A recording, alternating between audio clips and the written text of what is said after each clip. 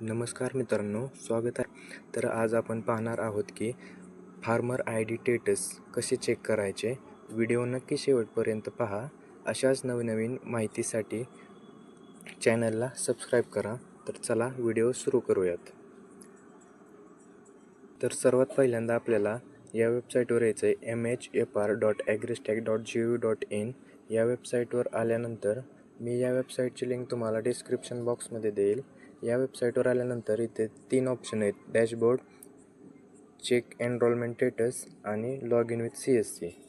मग यामधील 2 नंबरचा ऑप्शन चेक एनरोलमेंट स्टेटस यावरती क्लिक करायचं आहे. याच्यावरती क्लिक केल्यानंतर येथे एनरोलमेंट ID आणि आधार नंबर येतो. एनरोलमेंट ID म्हणजे आपल्याला जे ते ॲप्लाय केल्यानंतर जे आपल्याला रिसिप्ट देतात त्याच्यामध्ये एनरोलमेंट ID असते. ती जर तुमच्यापाशी असेल तर ते त्याने चेक करू शकता किंवा आपला आधार नंबर टाकून इथे चेक करू शकता. तर मी आधार नंबर टाकून घेतो. इथे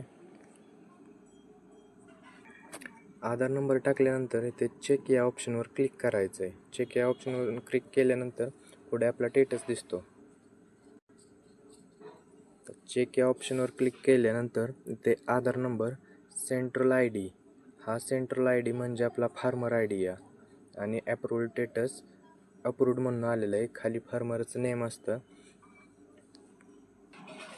आणि इथे अप्रूव्ड आले म्हणजेच आपला फार्मर ID जनरेट झालेला आहे आणि आपला फार्मर ID म्हणजेच सेंट्रल ID हा आहे. व्हिडिओ आवडला असल्यास व्हिडिओला लाईक व चॅनलला सबस्क्राईब करा. धन्यवाद.